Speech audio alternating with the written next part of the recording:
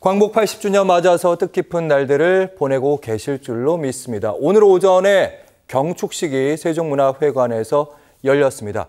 작년에는 윤 전 대통령과 갈등 관계였던 광복회장 이종찬 광복회장이 참석하지 않았는데 올해는 이재명 대통령 옆에 있었던 장면이 눈에 띄었고요.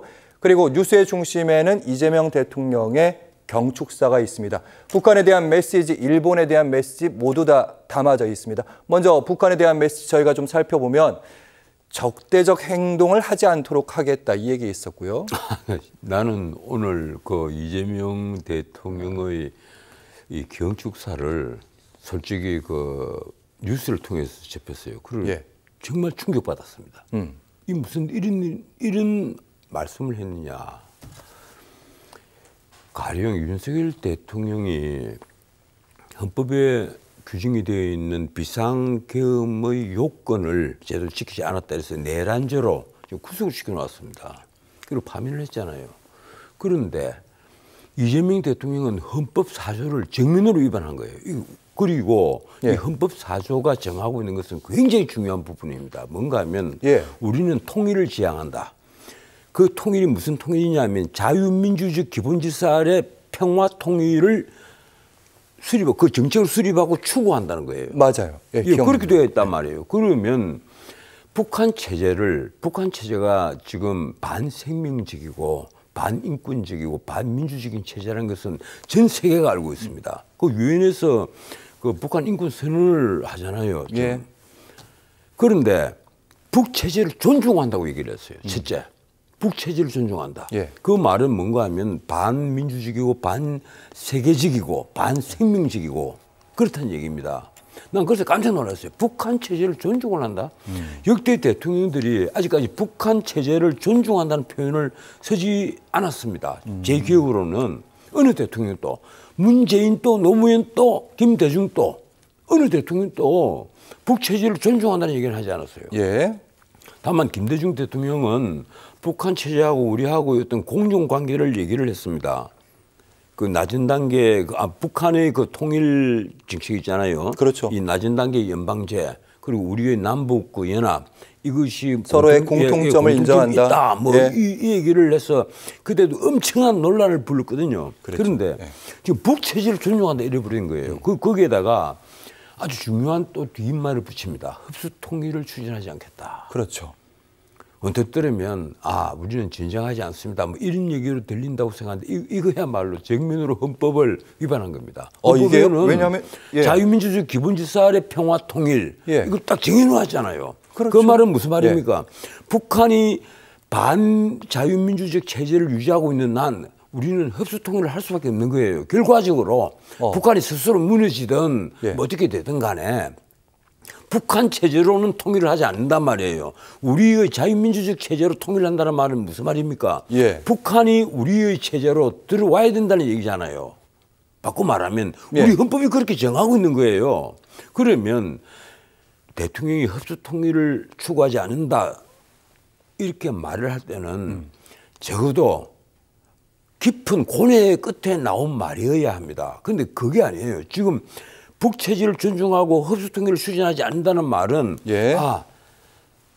우리는 당신을 인정하고 당신을 존중하니까 지금부터 우리 진정하지 말고 모든 걸 다 우리가 이론합시다. 뭐 이런 식의 제스처를 지금 보여주는 거란 말이에요. 상대가 옳다는 얘기를 했다기보다는 북한이라는 실체를 인정한 거. 실체를 단순히 인정한 게 아니잖아요. 실체를 인정해야지 지금 서로 북체제를 존중한다고 얘기를 했잖아요. 그렇다고 존중한다는 말 북체제가 좋다 이렇게 칭찬한 건 아니잖아요. 물론이죠. 칭찬하는 건 아니겠죠. 그리고 그 밑에 하나 또 부연 설명까지 합니다. 일체의 적대행위를 하지 않는다. 그렇죠. 그리고 이 9.19 군사합의에 대해서 그걸 복원한다고 얘기를 했는데 그 부분. 나는 그 이재명 대통령에게 묻고 싶어요. 9.19 군사합의 내용은 알고는 있습니까? 거기에 핵심 사항인 가령 휴전선에서 10km 이내 회전의 비행 금지 이게 뭘 의미하는지 알고는 있느냐? 헬리콥터 같은 거 우리 서울을 개장하고 있는 장사정포가 있어요. 그렇죠. 그게 판문점 뒷산에 240mm 심지어 300mm까지 갖다 놓았단 말이에요. 그 200문 이상이 있습니다. 지금 최근에 300문이 배치가 다 됐다는데 300mm가요. 이게 도대체 몇 문이 들어가 있는지를 몰라요. 그런데 그걸 이제 파괴를 하려면 그 동굴 안에 다 있으니까 찾아서 가는 미사일이 필요하단 말이에요. 그게 예. 뭐냐면 아파치 헬기에 있는 해파이어 미사일입니다. 사거리가 7.4km예요. 예. 앞에 눈이 달려 있어가지고 동굴이든 뭐든 찾아 들어갑니다. 자기 미사일 혼자 예. 인공지능처럼. 그래서 박근혜 대통령 때 아파치 헬기 2개 대대를 사들인 거예요. 이 미군이 갖고 있는 아파치 헬기 외에는 우리는 아파치 헬기가 없으니까 그 아파치 헬기 한 개에 헬파이어 미사일이 18발씩 들어가 있습니다. 그 2개 대대 같으면 동시에 16대니까 576발을 동시에 쏠 수 있단 말이에요. 이러니까 북한 장사정포가 만약에 서울에 그 사거리가 거의 뭐 날개를 한 개 더 붙여가지고 60km 이상씩 막 날아갑니다. 수원까지 다 날아간단 말이에요. 그렇죠. 이게 아주 정밀 타격이 가능하다는 무기예요. 예. 그러면 만약에 일단 유사시에 북한이 장사정포를 그 다인장 로켓이에요. 이게 장사정포가 뭔가 하면 다인장 로켓을 북한에서는 방사포라고 부르고 그러니까 포탄이 아니라 예, 일부 군사 전문가는 장사정포라고 부르는 게 자체 미사일이에요. 엔진이 있는 거죠. 사실은 미사일이에요. 예. 그렇죠, 이게. 그렇죠. 반미사일. 예. 그래서 이걸 사전에 완전히 붕괴를 시키려면 아파치 헬기가 필요하고 그건 아파치 헬기가 뭐 회전익이잖아요. 그 헬리콥터 회전익이잖아요. 그렇죠. 고정이 그 이제 일반 비행기. 그게 놀랍게도 사거리가 그 헬파이어 미사일의 사거리가 7.6km밖에 되지 않습니다. 이러니까 휴전선 부근에 헬파이어 미사일이 있어야 되는 거예요. 예. 그래서 동두천 부근에 있어야 된단 말이에요. 그런데 이 9.19 군사합의의 핵심은 뭔가 하면 휴전선 10km 안에 회전익 비행 금지. 그래서 어떤 문제가 생겼습니까? 119 그 헬기 있잖아요. 예. 환자를 실어나르는 119 헬기가 뜨는데도 북한에 통지를 한테 보냈습니다. 우리가 이 환자를 실어나르야 됩니다. 이래가지고. 오해 말라. 예. 예, 기동 훈련이 아니다. 예. 이래서 예, 문재인이 평양에 가서 9.19 군사합의를 할 때 그때 아마 국방부 장관이 송모였습니다. 송영무 장관. 예. 네. 나 이름도 부르기 싫어요. 솔직히 말해서. 예. 어떻게 군사 전문가가 그런 군사 합의를 예. 할 수가 있느냐는 거예요. 근데 전 변호사님, 요 얘기를 길게 할 건 아닌데 당시에는 기억나는 게 그러니까 양측이 모두 다 휴전선 근처에서 기동훈련들, 쉽게 말하는 실사격 훈련들도 비슷하게 한단 말이에요. 그래서 근데 뭐 지피를 철거하고 뭐 철책선에 뭐 어쩌고 하는 그것도 다 문제지만은 그러다가 우발적 충돌이 발생해서 이게 국제전으로 확대되는 경우들이 있고 그게 한반도 리스크다. 그런데 그래서 우리 경제가 악영향을 받는다. 아까 내가 얘기를 하잖아요. 내가 보기에 북한이 노렸던 가장 핵심은 무엇인가 하면 휴전선 10km 안에 회전익 비행 금지 바로 그걸 노린 거다. 자기들 장사정포를 방사포를 보호하기 위해서 그러면 그 합의를 할 때 그 논의를 할 때 우리는 사전에 충분히 검토를 했느냐는 문제가 있습니다. 문재인 시대 때 난 하지 않았다고 봐요. 그래서 전 변호사님은 우리 국방력에 저하를 가져오는 잘못된 합의였다 이런 말씀. 만약에 사전에 검토를 다 하고 그 내용을 준비를 해서 올라가서 그렇게 합의를 했다면 그것이야말로 이적죄입니다. 그것이야말로 문재인, 송영무 모두 다 이적죄로 처벌받아야 돼요. 난 말이 안 된다고 봐요. 알겠습니다. 그런데 이 문제에 대해서 어느 전문가도 이 납작 엎드려서 입을 뻥긋 못해요. 이게 뭔가 하면 솔직히 말해 요사이 내가 자꾸 절감을 하는데. 근데 전 변호사님 방금 말씀대로 그 헬파이어 미사일 얘기하셨고 그런 게 중요하고 장사정포 무력화시키고 단기적인 군사적 이익보다 장기적인 충돌 이런 안정을 가져오는 게 우리 입장에서 군사적 안보에 더 중요하다는 그런 계산 아니었을까요? 그런 생각 때문에 우리가 북한 그 인권 뭐 성명서는 이런데 단 문재인 정권, 노무현 정권 때 단 한 번도 유엔에서 찬성표를 안 던졌어요. 아주 소극적이었죠. 그 결과가 지금 어떻게 된 겁니까? 북한에게 그 이 트럼프가 가서 김정은을 뭐 마치 당장 북핵을 완전히 제거할 수 있는 것처럼 판문점에서 만나고 그리고 그 만나는 시간에 문재인이 어떻게 했어요? 다른 방에 혼자 앉아서 우리가 당사자인데도 그런 모밀려린 시간을 다 넘겼는데 그 결과가 어떻게 됐어요? 거꾸로 김정은에게 북핵을 고도화하고 그 미사일을 고도화하는 시간만 벌어줬다는 거예요. 지금 이제는 뭡니까? 북한은 이제 미국 뉴욕을 그리고 미국 주요 도시를 우리가 당당히 겨냥하고 있다. 당당하게 얘기를 합니다. 자기들이 가지고 있는 ICBM으로 대륙간 탄도탄으로 우리도 언제든지 미국을 소수했다. 미국을 괴멸시켜버리겠다. 이 얘기를 한단 말이에요. 예. 그리고 북한이 실제 플루토늄 탄을 뭐 100킬로톤이 될지 500킬로톤이 될지는 모르겠습니다만 그 플루토늄 탄을 몇십 개를 만들어 놓았단 말이에요. 예, 알겠습니다. 그러니까 드골이 한 말이 다시 좀 생각이 나는 거예요. 샤를레 드골이 뭐라고 얘기했습니까? 프랑스가 핵을 개발하려고 하니까 미국이 반대를 했단 말이에요. 그래 케네디 부부가 왔잖아요. 그 케네디 면전에 대고 하는 얘기가 있습니다.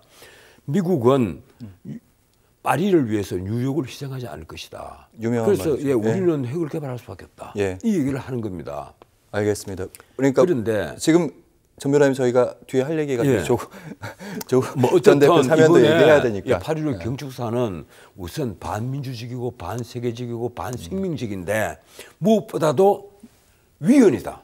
헌법 위반이라는 겁니다. 정면으로 위반한 것이다. 그래서 이 문제는 다시 국가적 토론을 거쳐서 의견 수렴을 반드시 해야 한다. 이 말씀을 드리겠습니다. 알겠습니다.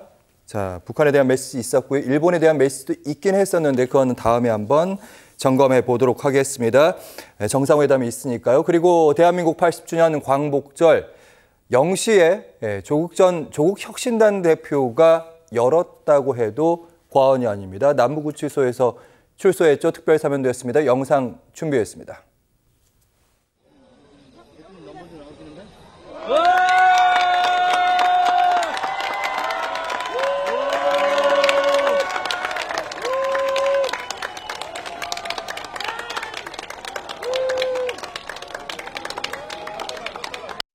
안녕하십니까. 존경하는 국민 여러분. 먼저 헌법적 결단을 내려주신 이재명 대통령님께 깊은 감사의 인사를 드립니다. 오늘 저의 사면 복권과 석방은 검찰권을 오남용해온 검찰 독재가 종식되는 상징적 장면의 하나로 기록될 것이라고 믿습니다.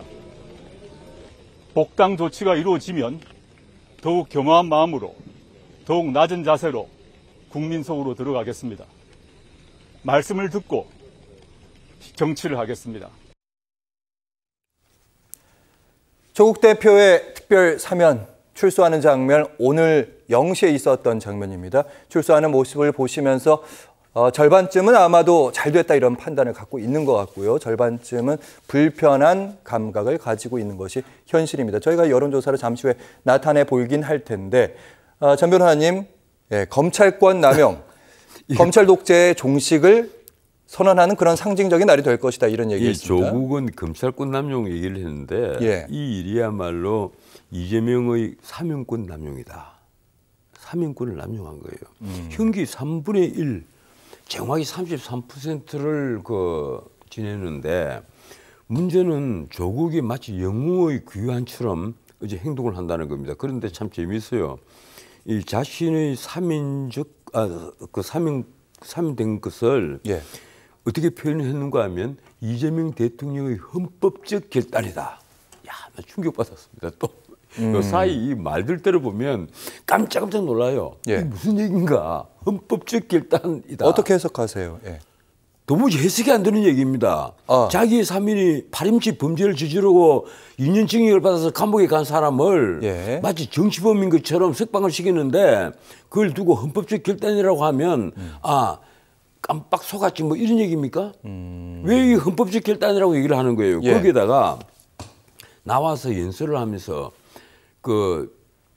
자신이 사면을 요구를 해서 이재명 대통령으로 하여금 고뇌에 빠지게 만들었던 문재인 대통령 거론하지 않습니다.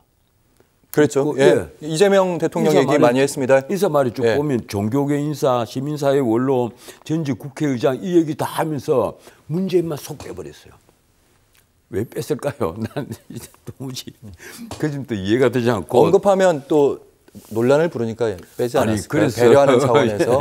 그런데 감사하지 않아서 뺐을 것 같지는 않고요. 않고요. 저지른 게 파렴치 범죄입니다. 자신도 대학 교수를 지냈잖아요. 자신의 아들 그리고 딸 때문에 기회를 놓친 다른 한 사람 아이들이 있단 말이에요. 특히 자기 딸 조민 때문에 의사가 돼서 수많은 환자들을 치료할 수 있는 아주 그 공부 잘하고 똑똑했던 젊은 아이가 한 사람 있었을 거란 말이에요. 그 한 사람이 일생을 망쳐 놓은 거예요. 왜 그 생각을 하지 못합니까? 자기 자신들은 늘 정의 찾고 공정 찾잖아요. 자기가 깨버린 것이 바로 공정사회입니다. 이 균등한 기회를 깨버린 거예요. 그렇게 깬 사람이 자기가 무슨 대단한 정치적 사건으로 수감이 된 뭐 정치범처럼 자기는 잡범인데 밖에 나와서 온갖 지금 소리를 다 하는 거예요. 헌법적 결단에 고개를 숙인다고. 이 무슨 희한한 소리를 하는 겁니까? 자다가 봉창 두드리는 소리도 유분수가 있는 거지. 아마 조국 전 대표의 입장은 이런 것 같습니다. 일단 자신의 과오를 인정하는 부분이 없진 않습니다. 예. 아니죠. 예. 자기 자신이 저지른 범죄가 예. 파렴치 범죄라는 걸 안다면 고개를 숙이고 정말 죄송합니다. 제 때문에 심려를 참 내 심려를 끼치게 되는데 정말 제가 지은 죄를 반성을 합니다. 앞으로는 성실한 시민으로서 살아가겠습니다.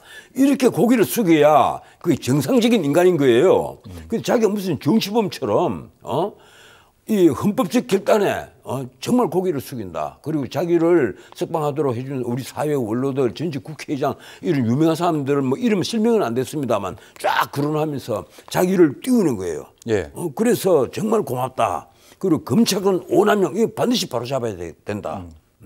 그리고 조국 전 대표의 얘기는 이런 것 같습니다. 제가 아까 자신의 과오를 인정했다 이런 부분은 공식적으로 이제 그 인권법센터나 아니면 표창장 이런 관련된 부분이 아니라 어쨌든 국민의 눈높이에 살지 못한 점 이런 부분에 대해서 충분히 반성을 하고 있다. 이런 입장을 계속해서 표명해 왔던 건 아는데 이 범죄 자체의 핵심은요. 우리 사회에 균등한 기회로서 누구나 다 열심히 노력하면 성공할 수 있다 하는 어떤 그 프로세스를 깨버린 거예요. 예. 이 조국이란 사람이 자기 돈과 권력으로서 그걸 깨버렸단 말이에요. 자기가 책임자가 되어 있는 우리 뭐 인권법 센터입니까? 서울법대. 예. 거기에 인턴십 증명서까지 만들어서 줬잖아요. 자기 딸에게. 예. 그래서 협의서를 부분은 만들어 줬단 조국 전 말이에요. 대표는 여전히 참석했다. 조민 씨도 마찬가지인 것 같고. 아니, 근데 이제 그거 가지고 유죄를 받은 건 맞죠? 검찰이 예. 다 수사를 했고 법원에서 다 확인을 해서 재판을 해서 유죄 판단을 했지 않습니까? 그렇죠. 예. 그랬으면 고개를 숙여야죠. 부끄러운 줄 알아야죠. 저희가 사실은 앞에 약간 저희 사면에 대해서 비판적으로 보는 시선 그 부분 충분히 의식하고 있다. 그 화면은 저희가 좀 뺀 측면이 있습니다. 그게 아니에요. 네. 내가 어제 이게 거의 생중계를 내가 보다시피 했는데 이 문제는 그 문제가 아니에요. 마치 자기가 영웅의 귀환처럼 그렇게 박수 치고 이런 부분은 그렇게 느껴지는 부분. 교도소에서 나올 때 영웅의 뭐 귀환처럼 행동을 하고 옆에 지금 그 조국 당에 김선민 대표 대행하고 있는 분과 조국 당의 대표 대행까지 옆에 다 세워놓고 그동안 수고 많았다고 말이지. 지금 하는 행동 한번 보세요. 완전 영웅이죠. 유죄 판결을 받은 사람의 표정도 아니고 그런 발언들도 우리 아니다. 국민에게 조금 또 미안하다고 생각하지 않는 거예요. 자기 자신은 억울한 검찰권인 남용 때문에 남용으로 감옥에 갔다 왔다. 그 주장이죠.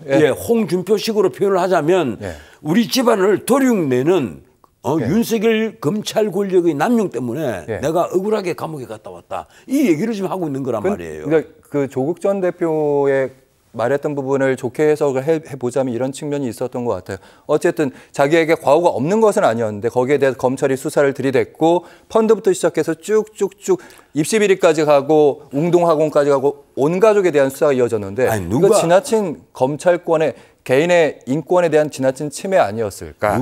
이런 문제 제기. 1심, 2심 그게 대부분까지 다 그친 거친 사건입니다. 그리고 부부가 함께 실형 선고를 받았을 때는 다 그게 해당하는 범죄 사실이 다 있어요.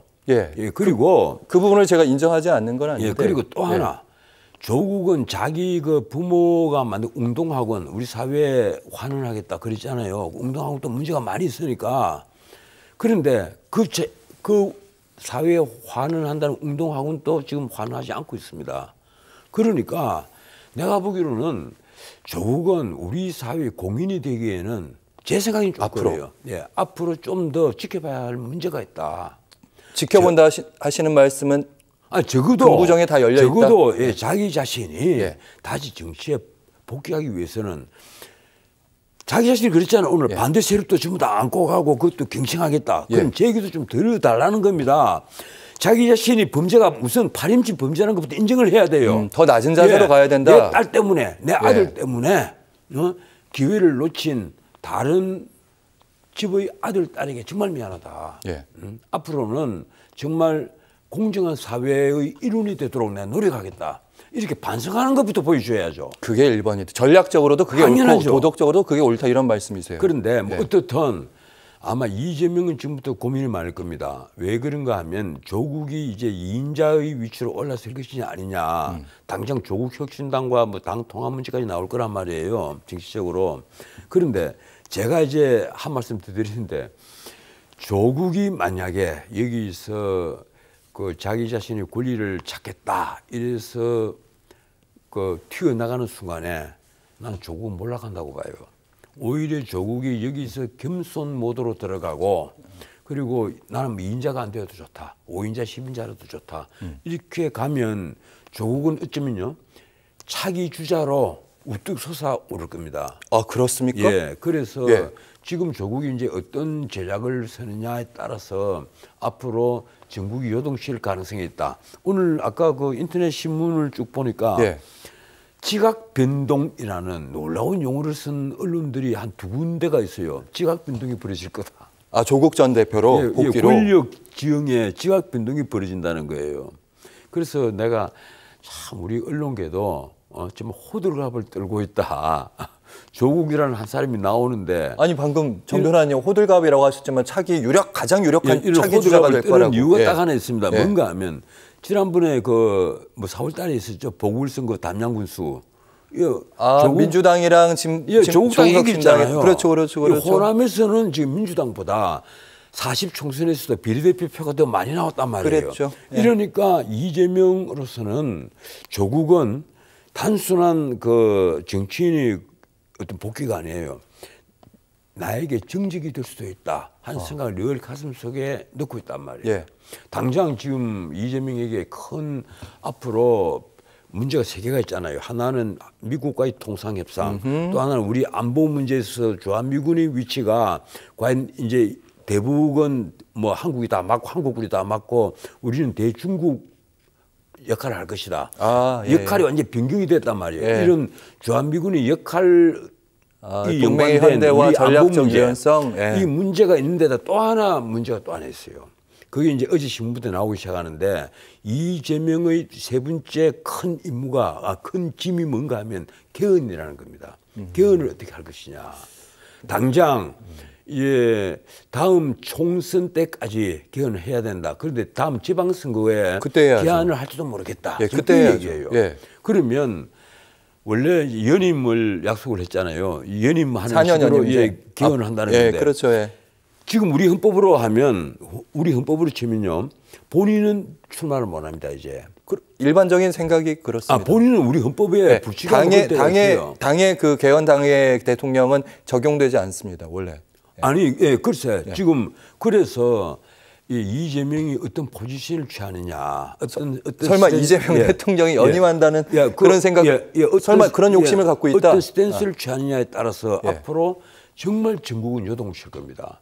정 변호사님, 제가 질문 드렸는데 바로 그거란 말이에요. 진짜 그 생각을 진짜 이재명 대통령이 하고 있다. 거기에 대해서 내가 더 말씀을 안 드리지만 지금 허니문 기간이거든요. 그렇죠. 당장 이번 주 갤럽 여론조사에서 한 5% 낮아졌죠.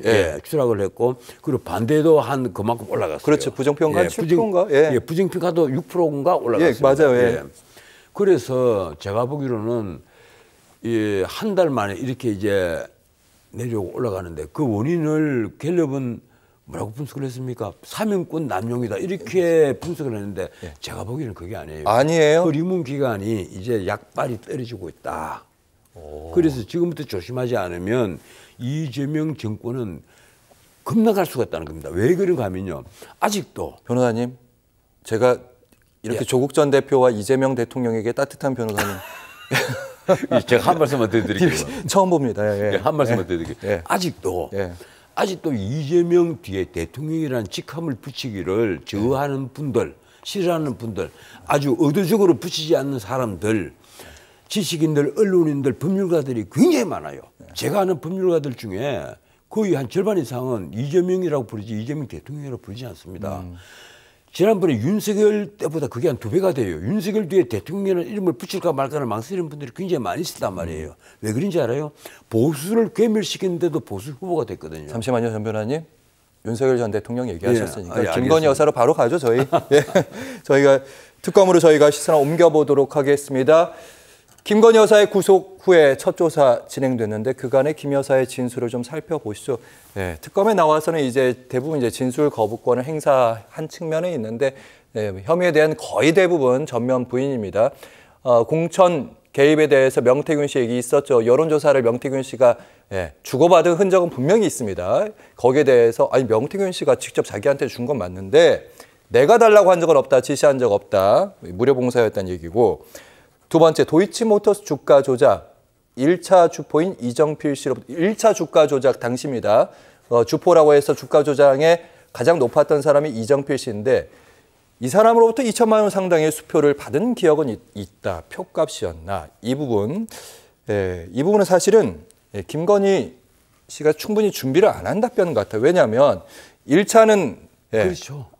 그런데 하나 지금까지 밝혀지기로는 이정필에게 원래 맡겼던 계좌에 들어갔던 액수가 뭐 주식도 있고 현금도 있었겠죠. 16억이라는 거 아닙니까? 그렇죠. 그런데 손해를 본 게 무려 6,700만 원 손해를 봤어요. 6,700이 그래 맞아요. 전문가에게 맡겼는데 근데 받은 돈은 4,700만 원밖에 못 받았거든요. 그래서 2천만 원을 받은 것이 나머지 그 차이가 아니겠느냐. 손실 보전. 그래서 주가 조작 알고 있었지 않았느냐. 바로 그거예요. 그래 검찰은 그렇게 보고 있는데 지금 이 김건희 여사 쪽에서는 차라리 모른다고 하는 게 낫지 않았을까? 표값이라고 하면 쉽게 말해 당시에 뭐 코바나 컨텐츠가 후원을 하던 뭐 문화행사 같은데 표값 아니겠느냐? 그 표값 연극인가 뭔가 이런 식의 이제 표현을 쓴 건데 그건 앞으로 아마 검찰 확인을 할 겁니다. 문제는 그래요. 지금 우리 국민들이 아직까지는 윤석열, 김건희 부부의 동시 구속 그것이 과거에 장영자, 이철희 부부 동시 구속했을 때 이후로 혐의란 말이에요. 그런데 여기에 대해서 크게 동정적이지 않습니다. 맞습니다. 그런데도 점차 이제 어제 그런 뉴스가 나왔잖아요. 어제 점심 때 변호인단에게 내가 과연 내 남편하고 다시 함께 살 수 있을까? 저희 자료를 준비해 놓은 측면인데 그거 한번 보시겠어요? 바로 보시겠어요? 변호인단에게 심경을 좀 토로했다고 하는데 김건희 여사 들어보시면 참 탁하다는 생각도 드는 측면이 있습니다. 내가 다시 내 남편하고 살 수 있을까? 다시 우리가 만날 수 있을까? 이렇게 변호인단에게 얘기를 했다고 하는데 약간 드라마의 대사 같기도 하고요. 안 됐다는 생각도 드는데 한편으로는 또 드는 생각이 이런 부부관계였다면 왜 면회, 윤 전 대통령에 대해서 지금 감옥에 구치소에 있지 않습니까? 왜 가지 않았을까? 아니 면회를 가려고 했는데 그 여러 사람들이 많이 말렸어요. 그때는 그 신문에 보도도 됐습니다. 면회를 가려고 했는데 심지어 뭐 그 공사 쪽으로 다 말린 것 같아요. 그럴 수가 없다. 오히려 차라리 그러면 여론의 질이 나빠질 수도 있다. 오히려 그리고 어제죠. 윤석열 대통령이 안양에 있는 이 모 대학병원에 이 휠체어를 타고 가는데 머리를 아주 짧게 깎고 초췌한 모습으로 휠체어에 실려서 수갑을 찼으니까 위에 이제 목포를 덮었어요. 그래 갔단 말이에요. 그 장면하고 멀리서 찍은 사진. 그리고 지금 김건희 여사가 한 말 내가 내 남편과 다시 만나서 함께 살 수 있을까 하는 저 말이 이제 오버랩이 되면서 아마 우리 국민들에게 이제 어떤 식으로 반응이 나올 것이냐. 내가 보기로는 아마 동정 여론은 굉장히 많이 일 것으로 보입니다. 동정 여론이 무엇보다도 부부를 전직 대통령 부부를 동시에 구속시켰다는 것도 문제고 그 전직 대통령 중에 한 분인 윤석열 대통령은 그 현직 대통령일 때 이미 비상계엄 선포가 내란이라면서 구속을 시켰단 말이에요. 그건 민주당이 만들어놓은 프레임에 갇혔다 하는 그런 그 시선이 굉장히 많이 있거든요. 저만 하더라도 그런 시선을 갖고 법적으로는 있습니다. 내란은 예. 아니다 이런 주장을 예. 했으니까 정 변호사님은. 그런 시선을 갖고 있는 분들이 많이 있는데 가령 이재명 대통령이 그 국민 통합을 생각한다면 사실 국민 통합을 생각한다면 적어도 김건희 여사의 구속까지는 좀 한번 재검토를 해야 되지 않느냐. 아니, 이런 이재명 대통령이 특검 수사에 그것까지 어떻게 아니, 뭐 관여할 물론, 수는 없잖아요. 관여는 못 하더라도 안 되죠. 의견 그래서 아니 다른 건 온갖 의견 다 필요하잖아요. 심지어 어떤 우리 만기 칠남을 하시는 분인데 어떤 것까지 하시는지 압니까? 사고 나면 그 면허 취소 한번 해봐. 이 지시까지 한단 말이에요. 포스코 ENC. 예, 포스코 ENC가 그거 아니에요 지금. 그런 식의 만기 칠남을 하시는 분인데 지금 가령 뭐 김건희 여사 그거 좀 지나치지 않아? 이 한마디를 왜 못 해주냐는 거예요. 내가 좀 너무 심한 얘기를 하는 겁니까? 내가 보기로는 내가 왜 이런 말씀 드리는가 하면 지금 이런 식으로 가면 이 그리스 시대 때 그러니 소크라테스 시절입니다. 그 우리는 그걸 그 괴변론자라고 부르는데 일본식으로 소피스트 현인들 이 소피스트 중에 트라시마코스가 있어요. 트라시마코스가 어느 날 시장에서 소크라테스가 정의가 긴 것은 긴 것이고 짧은 것은 짧은 것이고 그대로 가는 것이 정의다 뭐 이런 얘기를 하는데 정의는 정해져 있다. 플라톤이 다 적어놓은 겁니다. 거기에 트라시마코스가 한마디를 해요. 정의는 강자의 이익이다? 정의는 선생님 그게 아닙니다. 정의는 강자의 이익입니다. 힘센 놈이 마음대로 결정하는 것이 정의다. 힘센 놈이 자기의 이익을 지키기 위해서 만든 것이 그리고 법률이다. 이 얘기를 하는 거예요. 그런데 세월이 많이 흘러서 장자크 루소가 똑같은 얘기를 합니다. 정의는 강자의 이익이 아니냐. 우리 사회에서 그런 얘기를 한단 말이에요. 무학의 장자크 루소가 백과사전 파로 들어와서 이제 음악 악보나 만들던 친구인데 볼테르와 얘기를 할 때 그 얘기를 하는 거예요. 볼테르가 충격을 받습니다. 그렇구나. 현실을 잘 반영한 말입니다. 정의는 강자의 이익이다. 그런데 요사이 내가 그런 생각이 들어요. 우리 사회가 전 세계가 지금 세계화가 돼 가고 전 세계가 민주화가 돼가 있고 30초 남았습니다. 생명 존중적으로 돼가고 있는데 우리 사회가 거꾸로 정의가 강자의 이익, 힘센 놈이 마음대로 정의를 결정하는 것 아니냐. 그래서 정말 이게 거꾸로 가고 있다. 뭔가 거꾸로 가는 사회다. 이런 생각을 자꾸 합니다. 내가 보기에 과유불급이란 말이 곧 나올 것 같습니다. 지나치면 아니하면 못하다. 반작용을 부를 것이다. 과유불급이다. 또 한편으로는 지금 권력자들에게 정말 권하고 싶은 얘기입니다. 훈수를 뚜라면 과유불급. 아마 이번에 그 민주당 원로들이 정청래 새 대표에게 그 얘기를 했을 거예요. 과유불급이다. 알겠습니다. 강자의 위치에 자리해야 된다. 이재명 대통령에게 하는 말이기도 하고 윤 전 대통령도 강자일 때 참 잘했었으면 그리고 오늘 좋았겠다. 8.15 연설문에 북한 체제를 존중한다는 말은 반드시 대통령실에서 부연 설명이 있어야 합니다. 알겠습니다. 그렇지 않으면요, 이건 엄청난 우리 사회의 혼란을 부를 겁니다. 오늘 전원책의 훈수 전원책 변호사와 함께했습니다. 말씀 잘 들었습니다. 고맙습니다. 예, 고맙습니다.